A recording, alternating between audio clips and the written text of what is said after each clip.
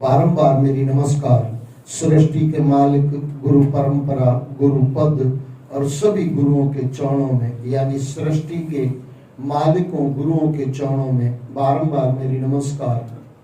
सृष्टि के सभी माता पिता, आप सभी के माता पिता और सभी के माता पिता के चरणों में बारंबार मेरी नमस्कार, और आप सभी के चरणों में बारंबार मेरी नमस्कार, और आप सभी को प्यार भरी जय श्री कृष्ण, जय श्री कृष्ण, जय श्री कृष्ण। ईश्वर की और गुरुओं की परम असीम कृपा से और सद्गुरु स्वामी टेऊराम जी महाराज की कृपा से और श्रीमद् भागवत की महापुराण की कृपा से हम भागवत में यानी सत्संग में जुड़ रहे हैं। आइए जुड़ने से पहले रोजवारी प्रार्थना दिल से करें। हम जीवन में सफल हैं, जीवन को सफल करें। इसी प्रार्थना के साथ सत्संग में प्रवेश करें। फिर से एक बार सतनाम साखी, सतनाम साखी, सतनाम साखी। कल से श्री कृष्ण की अति हरि कृपा हुई है और 10वें सेकंड में हमने प्रवेश किया है, और उसके अंदर पहला अध्याय देखा, आज दूसरा अध्याय देखेंगे। तीसरे अध्याय के अंदर श्री कृष्ण भगवान का अवतरण दिवस है, यानी जन्मदिन है।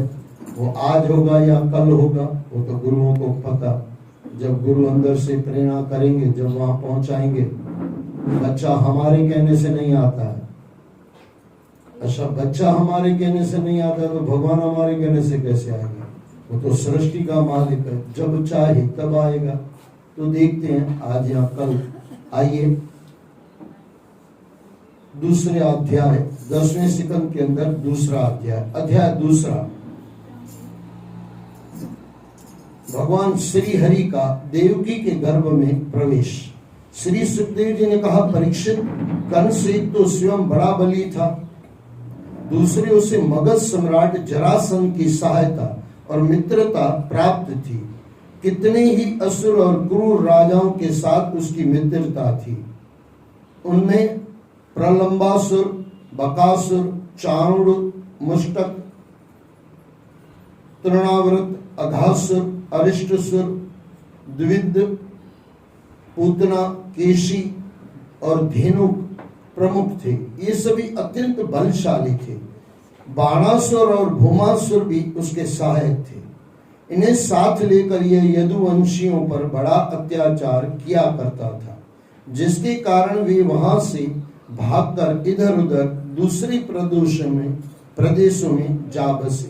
अभी यहाँ पे थोड़ा समझने जैसा, जहां कंस वृत्ति वाले होंगे ना, उनकी ताकत होती है। अगर ऐसे देखने जाओ ना तो दुष्टों में भी एक समझने वाली बात है। वो अगर अच्छे आदमियों को समझ आ जाए ना, आनंद आ जाए। कहीं भी दुष्ट आदमी को अकेला नहीं देखोगे। अब कभी चेक करो, दारू पीने वाला अकेला नहीं पिएगा, 10 को बुला के साथ में पिएगा। यानी उसकी एक यूनिट है, उसका एक संप है।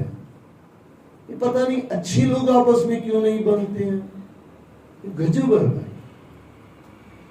अगर अच्छे लोगों का संप ज्यादा हो ना, जैसे बुरे लोग, मैंने कहा आपको, बुरे लोगों में एक अच्छाई होती है। कौन सी अच्छाई होती है? ये साथ में चलते हैं। हाँ, देख लेना कभी भी आप, एक आदमी मारने जाएगा, 10 आदमी उसके साथ जाएंगे, चलो मारने चलते हैं। एक आदमी सत्संग सुनने जाएगा, जरूरी नहीं है उसके साथ सब जाए। अच्छा, सभी सत्संगी हैं, फिर भी जरूरी नहीं है सब जाए। लेकिन दारू वाले को बोल दो दारू पीने आ जाओ, कहीं से भी पहुंच जाएगा। अच्छा, न उसको इज्जत चाहिए, 2-4 गाली देने वाला होगा तो भी दारू पीने आ जाएगा, क्योंकि उसको दारू मिल रही है। सत्संग वाला इतना शुद्ध है क्या? मैं फिर दोहरा दूं, बुरे लोगों में भी आजकल वो मैनेजमेंट कोर्स चलता है। What is management course? Management course यानी जिससे जहां जो शक्ति है उसका सदुपयोग कर लो। अगर मुझे कहो ना कि पुराणों में सबसे मैनेजमेंट कोर्स किसने यथार्थ किया था वो थे भगवान कृष्ण, जहां तक मेरी समझ है। अर्जुन महाराज को बना दिया खजांची। युधिष्ठिर महाराज यज्ञ कर रहे थे, ये दुर्योधन महाराज को, माफ करना कभी कभार नाम बोलने में थोड़ी वो हो जाती है। दुर्योधन महाराज को बैठा दिया युधिष्ठिर महाराज के यज्ञ का खजांची, पैसे देते रहो। अच्छा, उसको पता है ये दुश्मन है पांडवों का, इसके लिए पैसा देता जाएगा। लेकिन कृष्ण भगवान के पता है कि ये कितना भी दुष्ट है, कितना भी गलत आदमी है, लेकिन उसके पास एक सच्चाई है, उसके पास एक अच्छाई परमात्मा ने, वो खुद भगवान कृष्ण है, उसको तो पता है मैंने इसमें क्या अच्छा रखा हुआ है। उसके हाथ में रेखा थी, जितना पैसा खर्चा करो सत्य कार्य में, याद रखना, सत्य कार्य में जितना पैसा खर्चा करो उतना कई गुना होके आता जाएगा। ये भगवान कृष्ण को पता है। अब मुझे पूछो ना, तो युधिष्ठिर को मन में 1-2 मिनट तो लगा होगा कि दुर्योधन को रख रहा है तो पूरा खजाना खलास कर देगा। लेकिन वो सब कृष्ण के अंडर में थे, कृष्ण के आज्ञाकारी भाई थे, इसके लिए किसी ने सवाल नहीं किया। लेकिन सवाल अंदर किया भी हो ना कि भाई ये दुर्योधन को क्यों बिठा रहा है भगवान श्री कृष्ण, फिर मन में आया होगा भगवान जो करता है सोच के करता है, बिना सोच के करता नहीं है। ये अंदर उसका जवाब युधिष्ठिर को मिला होगा। लेकिन मैं ये आपको कहना चाहता हूं, इतना बड़ा दुर्योधन खराब है, युधिष्ठिर का राजसी यज्ञ चल रहा है, इसमें अच्छाई देख के कृष्ण ने सीट दे दी कि नहीं? आप किसी अपने दुश्मन को ऐसी कोई जवाबदारी सौंपते हो क्या? आप बोलोगे वो बैठने वाला वो खलास कर देगा, उसके हाथ में तो रेखा थी। हर इंसान के हाथ में रेखा है दुर्योधन वाली, फिर वो बुरा हो या अच्छा हो। आपने सुना है कि नहीं, तुम 1 पैसा दोगे वो 10 लाख देगा। ये खाली कहा जाता है कि युधिष्ठिर दुर्योधन के हाथ में रेखा थी, सबके हाथ में रेखा है। एक भी दानी पुरुष मुझे भिखारी दिखाओ कि दान करके खलास हो गया। जुआ खेल के खलास हुआ होगा, दारू पी के खलास हुआ होगा, 17 जगह गलत काम करके खलास हुआ होगा, लेकिन कोई दान करके खलास हो गया हो नहीं सकता। कबीर साहब ने तो गारंटी दे दी, सिग्नेचर कर दिया नीचे, दान किए धन ना खुटे, चेक लिखा गया, ये चेक है, ये हुंडी है, दान किए धन ना खुटे। तो कबीर साहब ने कहा, बोले बाबा गारंटी? बोले गारंटी मेरी। बोले बाबा साइन करो, दान किए धन ना खुटे, कह गए दास कबीर। सिग्नेचर कर लिया, चलाओ दुनिया में ये सिक्का, चलाओ दुनिया में ये चेक। और कोई आशा, ये कबीर क्या है पता है? कबीर थोड़ा अलग बाबा जी है। राम न मरे, मैं न मरी हूं, मरी है राम हमारा। ये मैं जो मरी हूं, मरी है राम हमारा। ये कबीर साहब है। बोले मैं नहीं मरूंगा, अगर मैं मरूंगा तो पहले राम को मरना पड़ेगा, बाद में मैं मरूंगा। ये है कबीर साहब। और ऐसे संत जब सिग्नेचर लिख के दे देते हैं, तेवराम साईं जैसा संत लिख के दे दे, सिग्नेचर कर दे, कबीर साहब जैसा, गुरु नानक देव जैसा सच्चा पातशाह लिख के दे दे, दान किए धन ना फुटे, कह गए दास कबीर। आज तक कोई इतने वर्षों में मैंने नहीं देखा दान करके खलास हो गया हो। अपनी शक्ति से ज्यादा करने दान वाले भी मैंने देखे, फिर भी वो खलास नहीं हुआ। ये तेरा बंद बना हुआ है ना। यहाँ इसमें मेरा कोई मित्र मुझे ले गया था, जिस सभा के अंदर, एक सभा के अंदर इसका पैसा, वहां पे जो मैं उनका नाम भूल रहा हूं, उन्होंने एक सभा के अंदर 2-3 घंटे की सभा थी, उसके अंदर उनका प्रवचन भी था और पैसा जमा करना था ये लेने के लिए। अच्छा, वहां के बाबा जी जो बैठे हुए थे ना, अध्यक्ष गुरु जी बन के जो बैठे हुए थे ना, उन्होंने क्या कहा पता? खड़ा किया, बोले विश्राणी बोल दे 5 लाख। अच्छा, विश्राणी को लगेगा मेरी औकात नहीं है 5 लाख देने की, यानी है नहीं, लेकिन विश्राणी ने बोल दिया। ये मैं विश्राणी खाली नाम बोल रहा हूँ, वहां कोई विश्राणी नहीं था। और मुझे और किसी के सरनाम याद नहीं थे, तो मैंने विश्रानी बोल दिया, मित्र है हमारे। तो वहां से गुरु बोल देते, बोले बेटे उठ जा और लिखा दे तेरा 5 लाख। अच्छा, उसको भी नहीं बोलेंगे कि तेरा 5 लाख लिखा दे, उसको सामने बोल देंगे बेटी 5 लाख लिख दे विश्रानी का। अच्छा, विश्रानी उसके ऐसा नहीं बोलेगा, बाबा मेरे पास 5 लाख तो है ही नहीं, है नहीं, इतना बोल दिया तो बोलेगा बेटे बैठ जा, कोई दिक्कत नहीं, कोई बात, दूसरा कोई दे देगा। लेकिन ऐसा कहते हैं जिसने भी चुपचाप मान लिया ना कि मैं 12 लाख, गुरुजी ने लिखा दिया 12 लाख, उसके पास 2-4 दिन में 14 लाख आ जाएगा, उसमें से उसको 12 लाख देना। ये गुरुओं की कृपा होती है। अति हरि कृपा जाहि पर होई। ये जो दान का मार्ग है, नाम का मार्ग है, सत्संग का मार्ग है, ये अति कृपा गुरुओं की जब होती है ना और परमात्मा की होती है ना, तब इंसान चलता है। ऐसे किसी को ये रास्ता नहीं मिलता। ऐरा गहरा नथु गेरा मेरा मीरा नहीं बन सकता, सुदामा नहीं बन सकता, उसके लिए कुछ पात्रता चाहिए। बात बरोबर समझ लेना। एक बात आ जाए, जो भी परमात्मा मेरे लिए कर रहा है अच्छा ही कर रहा है। तो यहां पे मैंने आपको कहा, गुरुओं ने जो कह दिया वो कह दिया और शिष्य ने मान लिया, भले उसकी ताकत नहीं है 10,000 देने की, और गुरु ने कह दिया कि 4 लाख बेटे तेरा लिखा गया है। अच्छा, उसके दिन मिलते हैं तो वे 15 दिन में देना है, 20 दिन में देना है। गुरु वहां से बोलेगा बेटे 15 दिन में तुझे 4 लाख देना, और शिष्य ने हाथ जोड़ के बोल दिया, हाँ बाबा आपने जैसे बोला ओके। 4 लाख बोला तो 40 लाख आएगा, उसमें से वो 4 लाख देगा। और हुआ, जहां पे मैं जिस सभा में था, फिर 2-4 आदमी ने मुझे बताया, बोले भाई साहब ये आदमी को देख लेना, ये आदमी आगे कितना जाता है, ये 15 दिन के अंदर ऐसे कुछ चमत्कार हो जाते हैं। ये कब होता है? जब हम गुरुओं का, परमात्मा का मानते हैं तब। यहाँ पे कृष्ण भगवान जन्म लेके आने वाले हैं, तो इतना आज से पक्का कर लो, जितना दुष्टों का, हमारे गुजराती में कहावत है, जहां संप ता जंप। संप जहां होता है ना, संप की एक शक्ति है, ये दुष्टों को पता है संप की शक्ति है। अच्छे आदमी अगर बुरे आदमी से ये सीख ले कि साथ में जुड़ के रहें, आनंद आ जाए।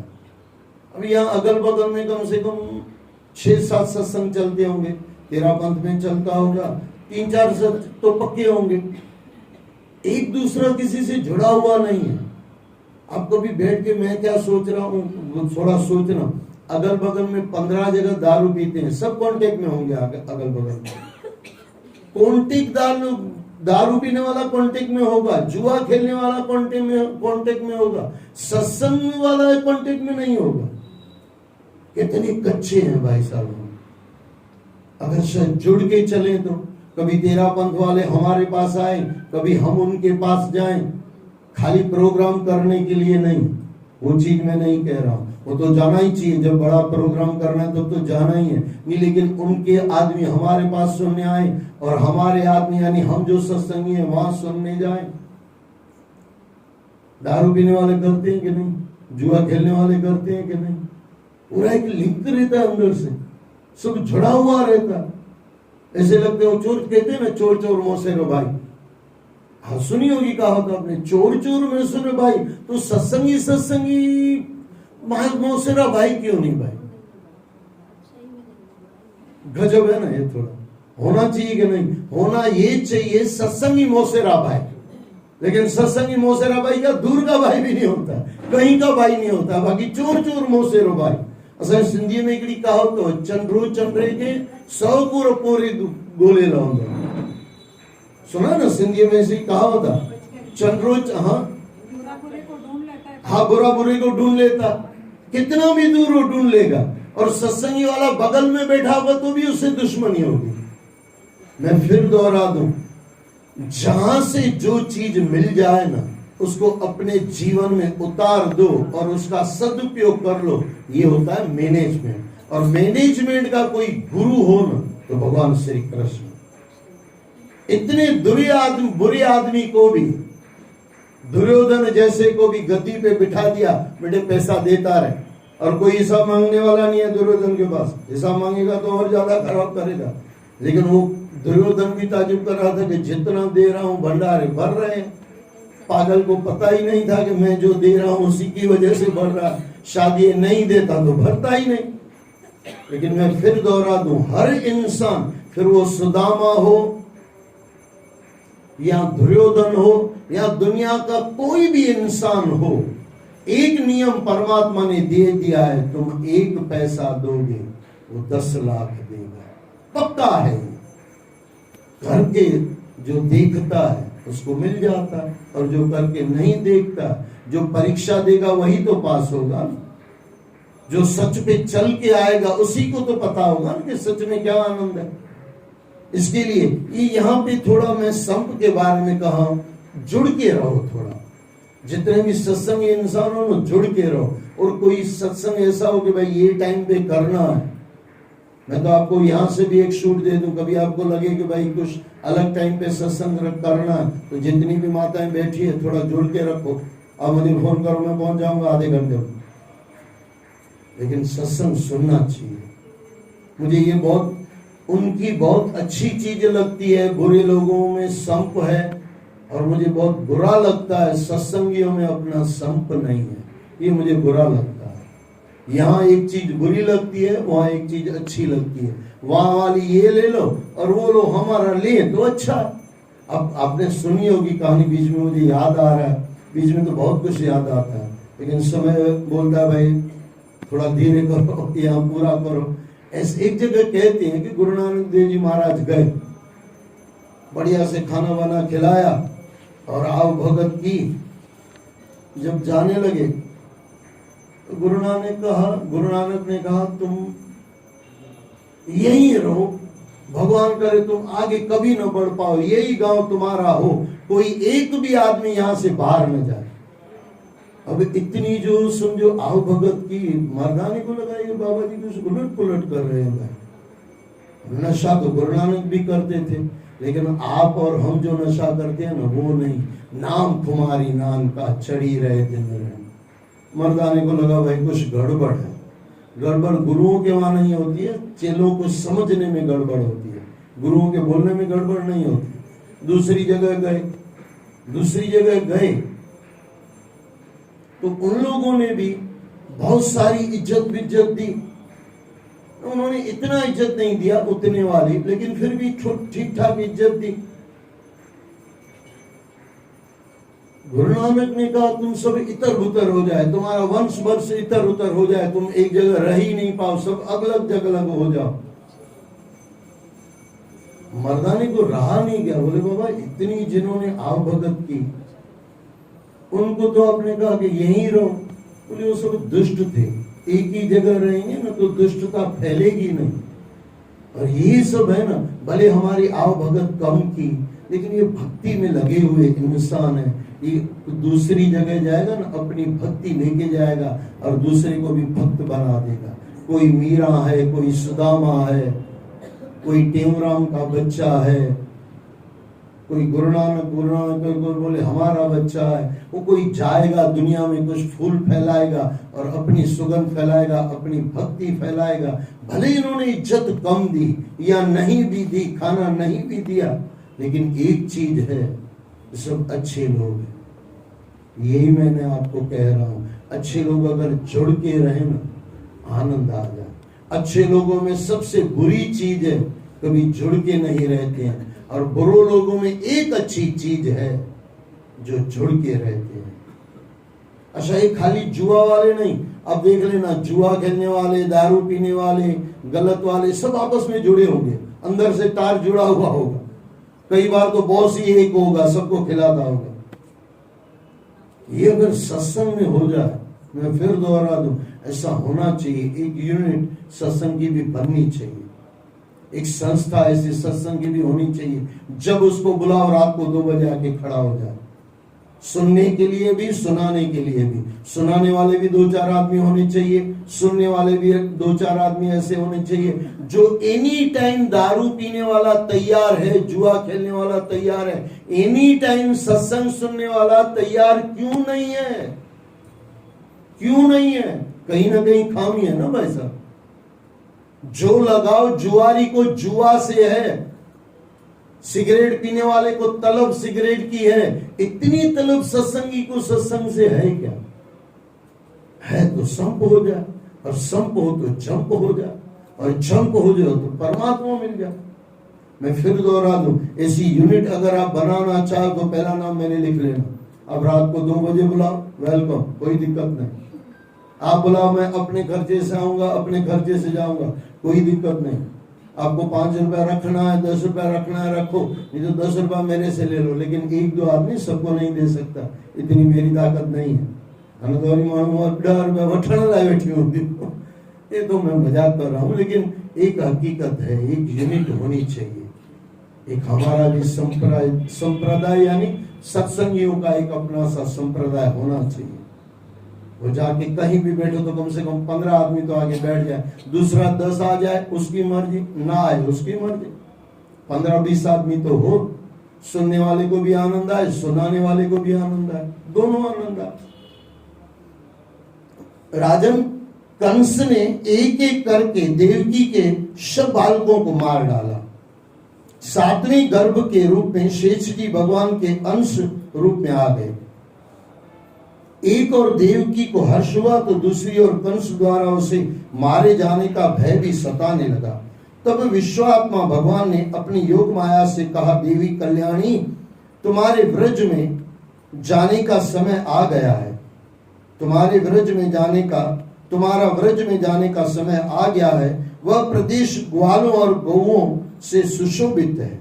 वह नंद बाबा के गोकुल में वसुदेव जी की पत्नी रोहिणी गुप्त रूप से निवास करती है। इस समय मेरा शेष रूपी अंश देवकी के गर्भ में स्थित है। तुम उसे वहां से निकालकर रोहिणी के गर्भ में रख दो। अब मैं अपने संपूर्ण ज्ञान और बल के साथ देवकी का पुत्र बनूंगा और तुम नंद बाबा की पत्नी यशोदा के गर्भ से जन्म लेना। देखो, ये भगवान देवकी के माता के उदर से आए, लेकिन पहले कितना दुख हुआ। 6-7 बालक मार दिए गए, 6 मार दिए गए, 7वां वहां गया, और फिर वो 8वीं समझो वो जो माता आएगी है और उसको मार दिया जाएगा, लेकिन वो माता ऊपर चली जाएगी, फिर आकाशवाणी होगी। लेकिन कितना दुख सहन किया। देवकी अगर आज की देवकी होती ना, हाथ जोड़ के शूर्पणखा बन जाती, देवकी तो नहीं बनती। कहने ये थोड़ा मजाक कर रहा हूं, लेकिन समझना, जिन्होंने पाया है ना भाई, उनको दुख बहुत मिले, लेकिन दुख को सहन करके दुख को टाल दिया है, यानी दुखी नहीं हुए हैं। ये इतना समझ में आ जाए, जितना आप सच पे चलोगे ना, उतना दुख आपके जीवन में आएगा।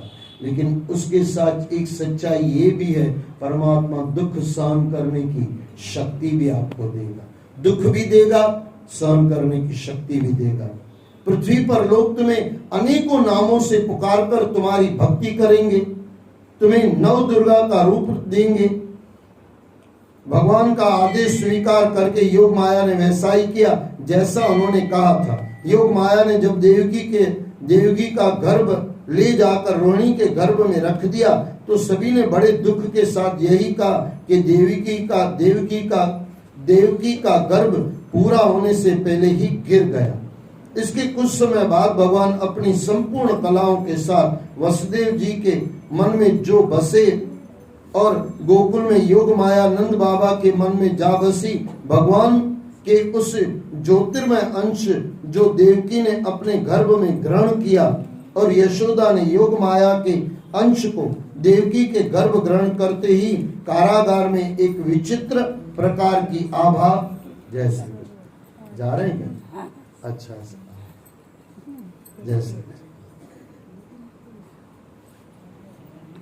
देवकी के गर्भ ग्रहण करते ही कारागार में एक विचित्र प्रकार की आभा प्रस्फुटित होने लगी। देवकी के मन का डर भी स्वतः ही समाप्त हो गया और उसका मन परमात्मा की आराधना में लगा रहने लगा। जब एक बार परमात्मा अंदर से जुड़ जाओ ना, फिर संसार का भय निकल जाता है। संसार का लोभ, संसार का की कामनाएं फिर स्वतः ही निकल जाती है। एक बार मन परमात्मा में लग जाए। आपने सुना है ना, एक म्यान में दो तलवारें नहीं रह सकती है। यानी एक बार आपके परमात्मा आपके जीवन में आ गया ना, फिर दूसरी संसार की तलवार नहीं आ सकती। मैं आपकी तरफ देख रहा हूं तो यहां नहीं देख रहा हूं, मैं यहां देख रहा हूं तो वहां नहीं देख रहा हूं। एक बार परमात्मा को देख लो, फिर दुनिया आपको देखेगी, और फिर जो सुगंध फैलेगी ना संसार में, वो सुगंध अलग ही होती है। भगवान ने, गुरु नानक ने अपने अकाल पुरख को देख लिया, हम उनको देखते रह गए, उनका नाम स्मरण करने लगे। इतना है, जोड़ कभी भी परमात्मा से उड़ना चाहिए। मेरी भाषा में कहो, योग साधना क्या है? परमात्मा से जुड़ना यानी योग साधना, और परमात्मा से विछड़ना फिर तो माया ही है।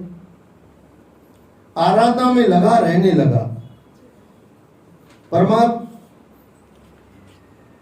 देवकी के मन का डर भी स्वतः ही समाप्त हो गया, और उसका मन परमात्मा की आराधना में लगा रहने लगा। उसके मुख पर पवित्र मुस्कान रहने लगी। कंस को लगा कि इस बार देवकी ने जो गर्भ ग्रहण किया है, उसमें निश्चित रूप से उसके शत्रु विष्णु का अंश है। उसने विचार किया कि गर्भवती बहन की हत्या करना कदापि उचित नहीं होगा। ये दुष्टों में भी कुछ कुछ तो अच्छा ही है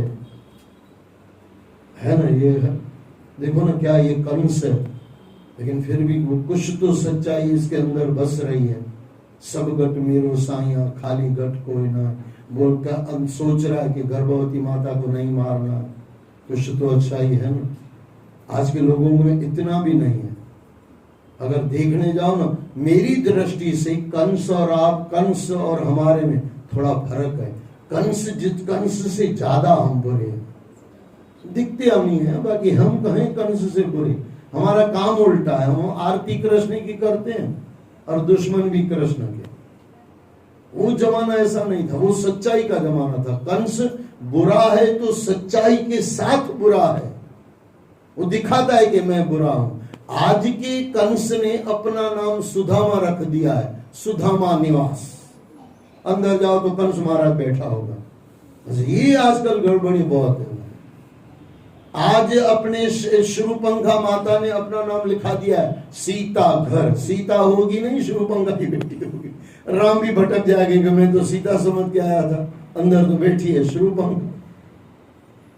ये थोड़ा समझ में आ जाए ना, जो ढोंग है ना, ये परमात्मा से बहुत दूर कर देता है। ढोंग हमारे जीवन में होगा, उतना ही परमात्मा हमसे दूर होगा। उसने विचार किया कि गर्भवती बहन की हत्या करना कदापि उचित नहीं होगा, इससे उसे भारी कलंक लगेगा, लोग उसकी निंदा करेंगे और वह घोर नरक में जाएगा। इसलिए वह भगवान के प्रति दृढ़ वैर भाव को मन में रखकर, अब देखो यहाँ पे भी एक समझना, मुझे बहुत बीच में कहना होता है, इसलिए वो भगवान के प्रति दृढ़ वैर भाव, अच्छा दृढ़ प्रेम भाव हमारा हो जाए, परमात्मा मिल जाए। दृढ़ होना चाहिए, वैर भाव था तो भी कृष्ण आके मिल गया, लेकिन दृढ़ था ना। हमारा दृढ़ है क्या? यही तो मैं पूरा सत्संग लेके बैठा हूं। दृढ़ नहीं है, संप नहीं है, कच्चा कच्चा है। कभी भी कोई भी कृष्ण की भक्ति छुड़ा सकता है। बोले रोज तो जाती है, आज चल पिक्चर चली जाएगी माता, पिक्चर चल। अच्छा, पिक्चर वाली को जबरदस्ती तुम यहां नहीं ला सकते हो, उसको नहीं समझा सकते हो। एक बार सत्संग में चल के देख ले, क्या तेरा हो जाएगा। यानी हम ढीले ढीले सत्संगी हैं, और वो पिक्चर देखने वाला बराबर पक्का पिक्चर दृढ़ है। और आपने कहानी सुनी भी होगी, दिया बुझाने वाले को परमात्मा मिल गया, जलाने वाले को नहीं मिला भाई साहब, क्योंकि दृढ़ संकल्प था। दृढ़ संकल्प जब तक नहीं हो ना, तब तक परमात्मा मिलता नहीं है। दृढ़ वैर भाव को मन में रखकर उनके जन्म की प्रतीक्षा करने लगा। वह उठते बैठते, खाते पीते, सोते जागते, चलते फिरते, अर्थात सदैव ही श्री कृष्ण के चिंतन में लगा रहने लगा। बंदी गृह में उसने पैरा और भी कड़ा कर दिया। पल पल की वह सूचना लेता रहता। परीक्षित उसी दौरान भगवान शंकर और ब्रह्मा जी सूक्ष्म रूप से बंदी गृह में आए। श्री नारद जी उनके साथ ही थे। वे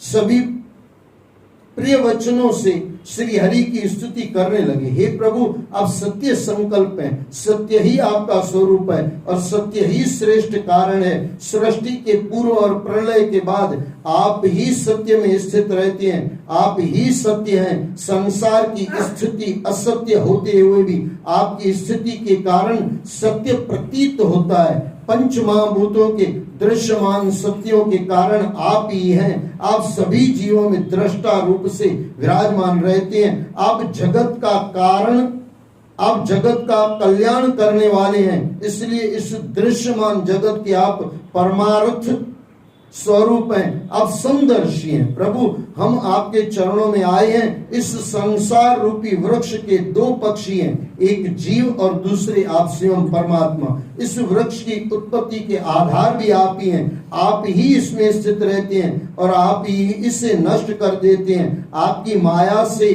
आवृत होने के कारण ही मनुष्य इस सत्य को नहीं जान पाता। वह अनेक रूपों में आपकी कल्पना करता रहता है। आप ज्ञान स्वरूप आत्मा हैं। इस चराचर जगत के कल्याण के लिए आप अनेकों रूपों में अवतार लेते हैं। संत पुरुषों को आपके ये रूप अत्यंत सुख देने वाले हैं। हे प्रभु, कुछ विरले लोग ही ऐसे होते हैं जो समस्त पदार्थों और प्राणियों के आश्रय रूप आपके स्वरूप में पूर्ण एकाग्रता के साथ चित्त लगा पाते हैं। एकाग्रता हमारी उधर है, बुरे कामों में, यहाँ हो जाए आनंद आ जाए। एकाग्रता के साथ चित्त लगा पाते हैं। हे परम प्रकाश स्वरूप प्रभु, आपके भक्तजन सारे संसार के निष्कपट प्रेमी और सच्चे हितैषी होते हैं। वे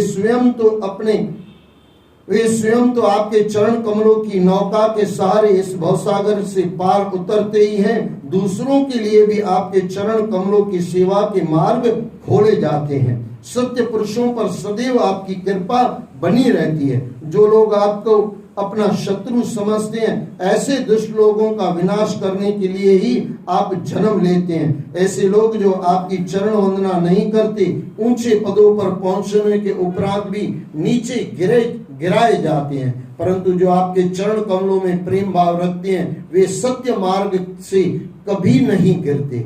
उनकी रक्षा आप स्वयं करते हैं, इसलिए वे सदैव निर्भय रहते हैं। हे प्रभु, आप सब प्राणियों के विधाता हैं। इस जगत में दिखने वाले तीनों गुण सत्व, रज और तम आपके द्वारा ही प्रकाशित होते हैं। आपके सत्य स्वरूप का साक्षात्कार वही कर पाता है जिसके हृदय में विशुद्ध सत्य विद्यमान रहता है, जिस पर आपकी कृपा होती है। आपके भक्तगण उपासना आदि क्रियाओं के द्वारा हर पल हर घड़ी आपके स्वरूप का साक्षात्कार करते हैं। जो पुरुष आपके मंगलमय नामों और रूपों का श्रवण, कीर्तन, सुमरण और ध्यान करता है, आपके चरण कमलों की सेवा में सदैव अपना चित्त लगाए रहता है, उसे फिर जन्म मृत्यु के संसार रूपी चक्र में नहीं फंसना पड़ता। वह तो आपकी दिव्य ज्योति में ही लीन हो जाता है। हे सर्वेश्वर, आप सभी कष्टों को हरने वाले हैं। आपके अवतार लेने से ही इस धरती से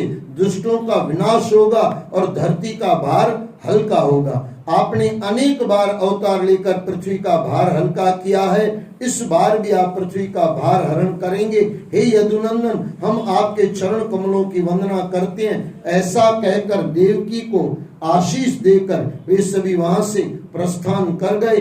देवकी का मन इत्यादिक उत्साह से भर गया। बोलो श्री कृष्ण भगवान की जय। दूसरा अध्याय पूरा हुआ। भगवान श्री कृष्ण कल आपके और हमारे बीच में आएंगे। जय जय श्री कृष्ण, जय जय श्री कृष्ण, जय जय श्री कृष्ण, जय जय श्री राधे।